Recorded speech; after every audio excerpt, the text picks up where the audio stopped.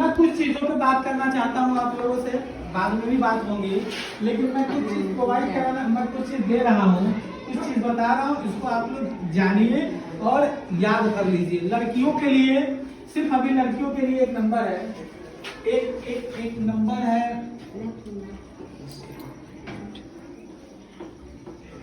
ये 10, ये लड़कियों के लिए ये नंबर याद कर लो।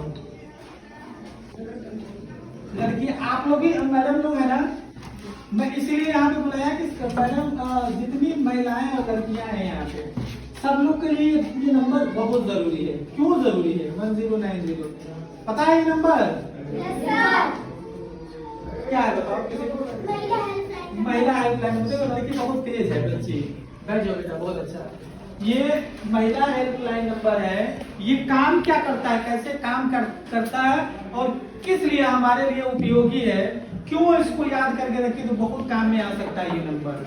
पहली चीज की, महिला उत्पीड़न से संबंधित कोई भी मामला हो, लड़कियों से, औरतों से, कोई भी मामला हो महिला उत्पीड़न से संबंधित, तो ये नंबर आपके काम में आएगा। 1090 ये काम में आएगा। कोई भी महिला उत्पीड़न संबंधी मामला हो, आप इस पे फोन करेंगी, महिला फोन करती है तो वहां महिला ही बैठी रहेगी, महिला ही बैठी रहेगी और आपकी समस्या को सुनेगी अच्छे तरीके से। वहां पुरुष नहीं रहेगा, तो महिला से महिला बात करने में आसानी होती है कि नहीं होती है? तो अपनी समस्या बता देंगे। मान लो कि आपके घर में आपकी मम्मी है, मम्मी और कोई प्रताड़ित कर रहा है आपके मम्मी को, कोई मदद करने वाला नहीं है, कोई मदद करने वाला नहीं है, तब आप क्या करेंगे? तो इस नंबर पे आप फोन कीजिए, पुलिस 20 मिनट के अंदर वहां आ जाएगी। तो अच्छी चीज है कि नहीं है? अच्छी चीज है ना।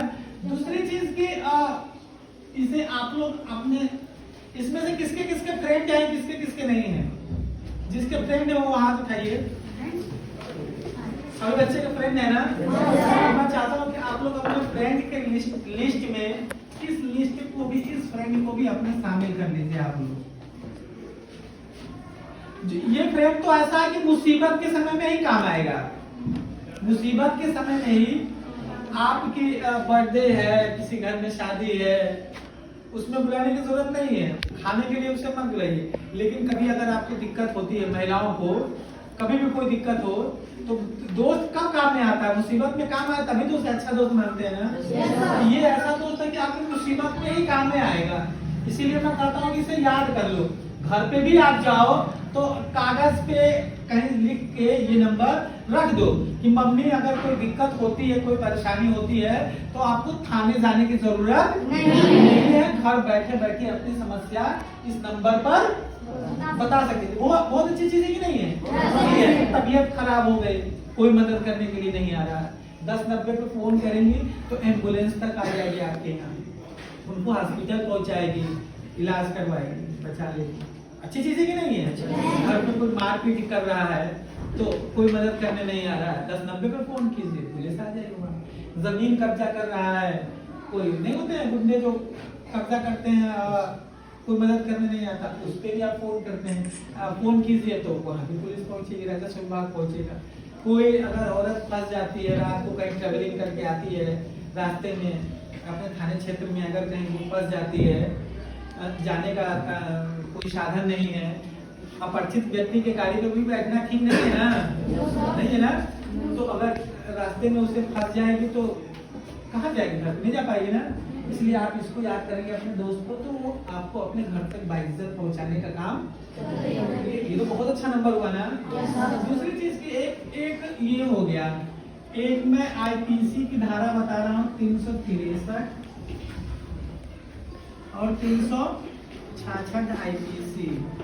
ठीक है, ये क्या है आईपीसी? आईपीसी स्टैंड फॉर क्या होता है? इंडियन पैनल कोड, भारतीय दंड संहिता। ये हमारे भारतीय दंड संहिता में ये 2 धाराएं हैं। धारा का मतलब आप समझते हैं? जैसे कि अगल बगल कहीं मारपीट होता है तो थाने में लोग मुकदमा लिखवाने जाता है ना, मारपीट की अलग धारा लगती है, गाली गलौज की अलग धारा लगती है, जान से मारने की अगर कोई वो प्रयास करता है तो उसका धमकी देता है तो उसकी अलग से लगती है, एक्सीडेंट होता है तो उसकी अलग मुकदमा लिखा जाता है, अलग धारा की। तो 363 और 366 आईपीसी ये धारा है, अगर इसमें मुकदमे लिखे जाते हैं तो ये क्या काम करता है, ये देखिए ये क्या आन पड़ी है कि आज पूरा प्रदेश सरकार एक अभियान चलाकर बच्चों को शिक्षित करने का काम किया जा रहा है। ये बहुत जरूरी है। आप लोग धीरे धीरे छोटे हो रहे हैं कि बड़े हो रहे हैं? बड़े हो रहे हैं ना। तो आप लोग कभी कभी एक है पॉक्सो एक्ट, ठीक है, पॉक्सो एक्ट भी जोड़ा जाता है, वो अधिनियम है हमारी। ये कब लगता है ये भी मैं बताऊंगा। ये आज आप लोग सुनते होंगे कि गांव की कोई लड़की किसी लड़के के साथ ऐसा सुनने में आता है ना। देखिए ये गंभीर रूप से सोचने की बात है, क्योंकि इसमें लड़के भी बैठे हैं और लड़कियां भी बैठी हैं, ठीक है, बहुत सोचने वाली बात है। तो मैं बात बताऊंगा, ये अगर कोई लड़की किसी लड़के के साथ भागती है तो भगाने वाले के ऊपर ये धाराएं और ये पॉक्सो एक्ट लगेगा। पॉक्सो एक्ट कब लगता है? जब कोई लड़की 18 साल से नीचे की होती है तो वो नाबालिग मानी जाती है, और नाबालिग लड़की को भगा ले जाना इन धाराओं के साथ ये भी पॉक्सो एक्ट भी लगता है, ठीक है। तो अब इसमें सजा क्या है? मारपीट के लिए अलग सजा है, गाली गलौज के लिए मुकदमा लिखाता है तो अलग सजा है। तो 7 साल से 10 साल की सजा जो ऐसा काम करता है, भगा कर ले जाने वाला करता है, तो उसको 7 साल से 10 साल की और अर्थदंड जुर्माना भी लगेगा, ये धाराएं भी लगेंगी, जरूरत पड़े तो बहुत नुकसान होगा उनका। तो ऐसा क्यों बताया जा रहा है? आपको क्यों बताया जा रहा है, क्यों समझाया जा रहा है कि 18 साल से नीचे के जो बच्चे होते हैं वो माता पिता के संरक्षण में माने जाते हैं। मतलब अगर 18 से नीचे है तो क्या वोट देने का अधिकार है आप लोगों को? नहीं है ना। कब वोट दे सकते हैं? जब 18 से ऊपर होंगे तब ना। तो इसीलिए होता है कि 18 से कम उम्र के बच्चे माता पिता के संरक्षण माने जाते हैं, और उनका कोई भी किया हुआ कार्य वो उनका नहीं, उनके माता पिता का माना जाता है, ठीक है। तो मैं तो यही कहूँगा कि आप लोग यहाँ पढ़ने आए हैं तो समझदार बच्चे हैं कि नहीं है? तो समझदार बच्चे कोई गलत काम करते हैं? नहीं करते हैं ना। बिल्कुल कभी गलत काम नहीं करना है। अगर देखो बुरी चीजें दिमाग में ना बहुत जल्दी आती है कि नहीं आती, लेकिन अगर बुरी चीज दिमाग में घुस गई तो फिर अच्छा चीज घुस पाएगा, तो फिर आप अच्छा बन पाएंगे, पढ़ाई लिखाई सब खराब हो जाएगी, ठीक है। इस चीज के बारे में पता चला। मैं इसलिए कह रहा हूँ कि ये कार्य, ये अपराध अब कहीं गांव में ना हो। आप लोग जाइए, कोई गलत काम कर रहा है तो उसको समझाइए, क्योंकि समझदार बच्चे समझाते हैं कि नहीं समझाते हैं? समझाते हैं ना। मैं इसलिए कह रहा हूँ कि देखो बेटा, आप लोग जितने लोग भी हो ना, किसकी बदौलत हो यहाँ पे? मम्मी पापा के ना। तो बताओ कि मम्मी पापा कौन ऐसा पिता है जो घर में बैठ के उसकी पैसा आ रही है, घर में बैठे हैं और पैसा आ रहा है? कोई ऐसा पिता है? आपके पापा कितनी मेहनत करते हैं आपको पता है? बहुत मेहनत करते हैं वो। 8 से 12 घंटा धूप में जहाँ भी जाते होंगे खूब कड़ी मेहनत करते हैं, अपना खून पसीना लगाते हैं, तो कमा के लेके आते हैं, तब हम लोग की पढ़ाई हो रही है ना। तो पापा मम्मी की बात को कभी बुरा नहीं मानना है, वो ऐसा काम नहीं करना है जिनके उनके अरमानों को ठेस पहुंचे। बाप से बड़ा कोई है नहीं। आपकी तबीयत खराब होता है तो बगल वाला पूछने आता है कि आपके मम्मी पापा पूछने? मम्मी पापा ना। आप अच्छा कपड़ा पहनते हैं कि आपके मम्मी पापा कपड़ा अच्छा पहनते हैं? आप लोग पहनते हैं ना। कोई भी बाप माँ अपने बेटे को अपने से अच्छा करना चाहता है, करता है कि नहीं करता है? अपने भरपेट खाना खाएगा कि नहीं, खाया कि नहीं खाया, लेकिन अपने बच्चों को खिलाता है कि नहीं खिलाता है? लेकिन क्या हम लोग पूछते हैं कि माँ या पापा आप भी भरपेट खाना खाए हैं कि नहीं? हम लोग पूछे हैं कभी? नहीं पूछे हैं ना। तो गलत चीज है कि नहीं है? हम अपने पापा के पास नहीं जाते हैं, पापा काम करके आते हैं, थके रहते हैं, तो हम अपने पापा के पास नहीं जाते हैं, पापा आप ठीक तो हो, आप इतनी मेहनत करके आए हो, आप ठीक तो हो। लेकिन हम लोग को ये शर्म लगता है ये काम करने, लगता है कि नहीं लगता है? तो क्यों शर्म लगता है? वो हमारे लिए कर रहा है तो हम उनके लिए नहीं पूछ सकते हैं।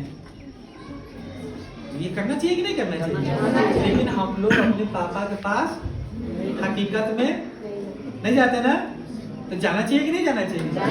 आपकी तबीयत खराब हो गई तो आप कहते हैं ना मेरी तबीयत खराब हो गया, मैं स्कूल नहीं जाऊंगा। लेकिन क्या आपके पापा कभी कहे हैं कि मेरी तबीयत खराब हो गई है मैं काम पे नहीं जाऊंगा? नहीं कहे ना। उनकी तो तबीयत भी खराब होती है तो वो काम करने जाते हैं, इसलिए जाते हैं कि दर्द हो रहा है होने दो, लेकिन हम बैठ जाएंगे तो हमारे बच्चों की पढ़ाई और जीवन रुक जाएगा। वहां होगा कि नहीं होगा? तो आप लोग बच्चे बहाना बना सकते हैं, लेकिन एक माता पिता बहाना बनाते हैं?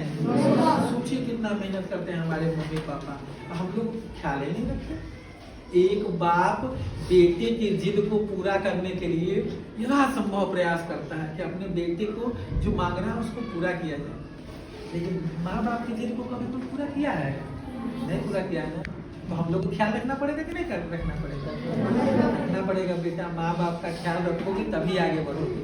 गुरु माता पिता, देखो मैं तो उन्हीं लोग के आशीर्वाद से यहाँ पे हूँ, मुझे भरपूर गुरुओं का आशीर्वाद मिला, माता पिता का प्यार स्नेह मिला, तो मैं यहाँ पे हूँ। अब ऊपर वाले की दया से मुझे किसी चीज की कमी नहीं, मुझे नौकरी लग गई, मेरे जेब में पैसे हैं, मैं अपनी खर्चा चला रहा हूँ। तो आप लोग भी ऐसा करोगे, गुरु जी के लोग की बात मानोगे, पढ़ोगे, अच्छे संस्कार अपने दिमाग में लेके आओगे, तो आप लोग भी आगे बढ़ोगे। तो ये ऐसा होगा कि नहीं होगा? मम्मी पापा से उन लोग का हाल चाल पूछेंगे कि नहीं पूछेंगे? आप पूछेंगे ना? गलत काम नहीं करेंगे ना? चलिए ये तो हो गई समाज की बातें। कुछ ऐसी चीजें हैं, मैं इतने बच्चियां हैं बच्चियां, मैं इन लोग से पूछना चाहता हूँ कि क्या आप लोग जब अपने घर से विद्यालय तक आते हैं तो कोई दिक्कत होती है आप लोगों को? कोई ऐसा तो नहीं कि रास्ते में खड़ा होकर घूर रहा हो, देख रहा हो, रोज पुलिया पे बैठता हो या व्यंग कसता हो? कोई ऐसा हो तो आप लोग बेटा जरूर बताना, संकोच मत करना। इस चीज को छिपाना नहीं है। आप छिपाओगे तो दिमाग में टेंशन रहेगा ना कि यहाँ रोज ये बैठ रहा है, हम रोज जा रहे हैं, थोड़ा सा अंकस लगता है ना, टेंशन लगता होगा, हो सकता है। तो इस चीज के अंदर कोई बात होगी तो तुरंत हम लोग को बताइए, उसका तुरंत निस्तारण करेंगे, उसका सफाया कर देंगे, एकदम उसकी ऐसी की तैसी कर देंगे। ठीक है? बताएंगे आप लोग ना? महिला हेल्पलाइन नंबर क्या है? जोर से बोलिए क्या है? 1090। याद रहेगा ना? घर पे आप लोग मम्मी पापा को लिख के बताएंगे ना मम्मी को? लिख के दे देना कि माँ कोई भी दिक्कत होगी ना तो परेशान होने की जरूरत नहीं है, 1090 है, इस पे आप फोन कर देना, सारी समस्या दूर हो जाएगी। ठीक है? और छोटे छोटे बच्चे भी हैं यहाँ पे, बच्चियां भी हैं, छोटे छोटे बच्चों को अगर कोई चॉकलेट देगा अनजान आदमी तो लेना है कि नहीं लेना है? नहीं लेना है कि लेना है? नहीं लेना है ना। उससे क्या हो सकता है कि हम लोग चॉकलेट को देख के हो सकता है कि कोई ले ले तो चॉकलेट में हो सकता है कि जहर भी मिला है, वो लेके जाएंगे जहर भी मिला और आदमी खा लेगा ना तो अंधा हो जाएगा, दिखाई नहीं देगा। फिर क्या लिख रहे हैं, मोबाइल देख नहीं पाएंगे, टीवी देख नहीं पाएंगे, हम ही नहीं पाएंगे, तो अंधा आदमी को कुछ अच्छा लगेगा? तो दिखाई नहीं देगा। तो इसलिए भैया छोटी चीज के लालच में नहीं आना है। मोबाइल लेनी है न चॉकलेट लेना है, कुछ लेना ही नहीं है। अनजान व्यक्ति से तो दूर ही रहना है। ठीक है? दूर रहना है ना?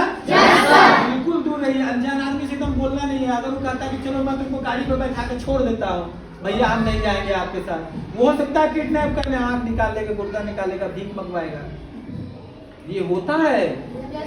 तो ऐसा नहीं करना है ना? बहुत अच्छी चीज है, बहुत अच्छी बात है कि आप लोग नहीं करेंगे ऐसा। दूसरी चीज की ये क्या है बताओ? इसमें कौन कौन सेल्फी सबको आपको अपना खींचा है कि नहीं? सेल्फी कौन कौन हाथ उठाओ, सेल्फी कौन कौन लिया? अभी तो कोई सेल्फी कोई खींचा ही नहीं है, सभी कोई लिया। देखिए हम लोग लिया, हाँ नीचे कर लो बेटा। सब कोई चाहता है ना सेल्फी अच्छा अच्छा खींचना, कोई बुरा सेल्फी खींचना नहीं चाहता। मोबाइल से एक अपराध हो रहा है, उसको हम साइबर अपराध कहते हैं। ये अपराध बहुत तेजी से फैल रहा है। एक तो ऐसा फोन आता है आपके घर में कि मैं बैंक से बोल रहा हूँ, मैनेजर बोल रहा हूँ, आपका खाता क्या हो गया है, बंद हो गया है। आप OTP पासवर्ड वो जो जो मांगता है हम उसको दे देते हैं।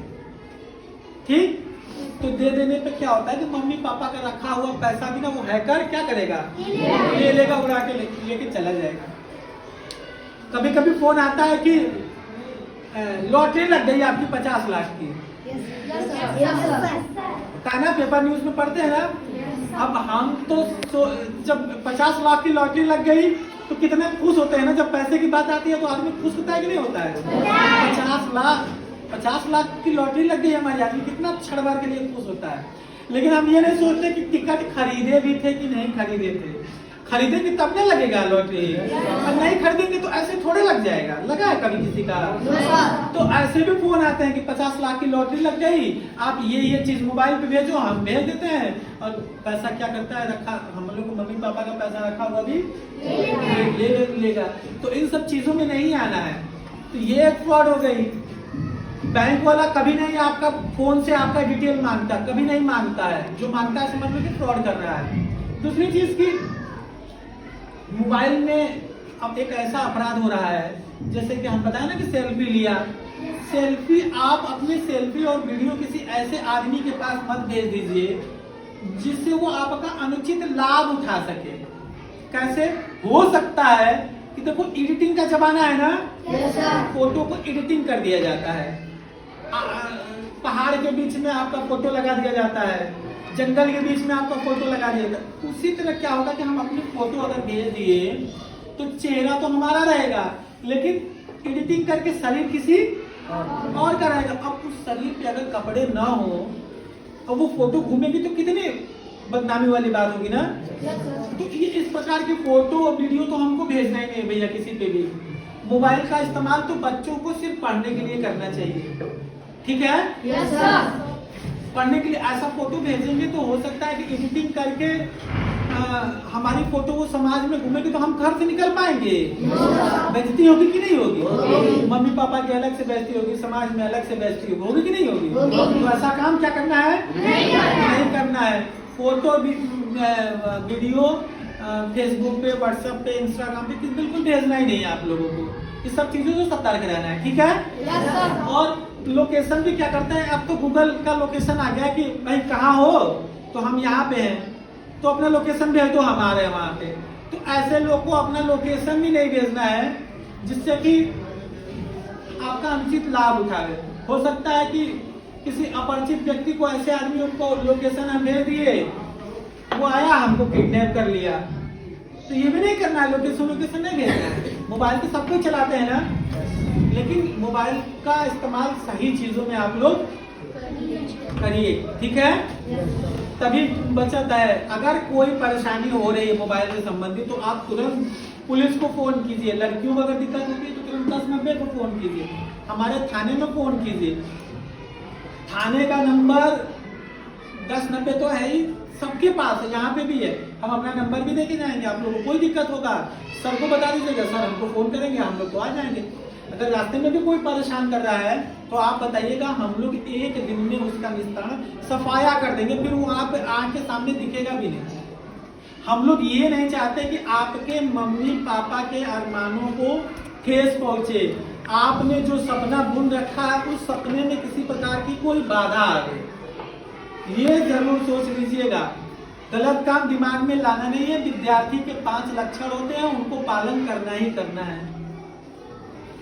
अब तो आपसे कोई घर वाला थोड़ा कहता है कि 10 घंटा पढ़िए, 20 घंटा पढ़िए, नहीं कहता ना। 2 घंटे 3 घंटे पढ़िए, लेकिन बहुत पढ़िए। अच्छा, हमको विद्यार्थी बनना है। विद्यार्थी को अपने बड़ों के प्रति कैसा रहना है, छोटों के प्रति कैसा रहना है, ये सब जानना चाहिए। विद्यालय बहुत अच्छा है तो हमारे विद्यार्थी भी अच्छे हैं, और विद्यार्थियों को भी अच्छा बनना पड़ेगा कि नहीं? तो माता पिता और गुरु के प्रति एकदम आप लोग आदर्श बनिए। मम्मी पापा अगर डांट देते हैं तो उनको बुरा नहीं मानना, वो तो हमारा भगवान हमारे ही लिए तो डांट रहा है, तो बुरा किस चीज का? बुरा नहीं मानना है ना, तो उनकी बातों को मानना है ना। खूब मन लगा कर पढ़ो लिखो। देखो ये भी है ना, नेहा सिंह इनका नाम है, ये अपना परिवार चला रही है। ये मनोज जी हैं, ये भी अपना परिवार चला रहे हैं। अपने मम्मी पापा को देखते हैं, अपने अपने फैमिली को देखते हैं। कितनी अच्छी बात। आप लोग भी बड़े होके अपने पैरों पे जब खड़ा हो जाएंगे तो परिवार चलाएंगे कि नहीं चलाएंगे? पढ़ लिख के सब कोई अच्छा जॉब करेगा, दिमाग में सोच लो कि मुझे अच्छा जॉब करना है, पाना है, अपना भी पेट चलाना है, घर वालों का भी चलाना है, ठीक है? कोई अपने को कमजोर नहीं समझेगा। बच्चा कोई कमजोर होता ही नहीं है भाई। पढ़ाई पे तो सबका अधिकार है।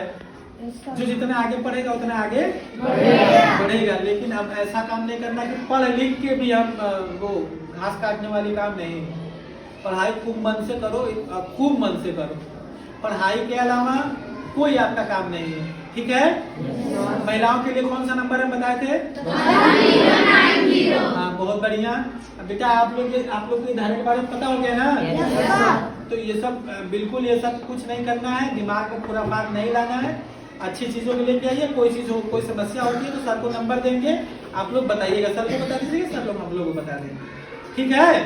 हम लोग फिर आप लोग के विद्यालय में आते रहेंगे। आप लोग कोई समस्या होगी तो जरूर हम लोग को याद कीजिएगा, ठीक? ठीक बेटा।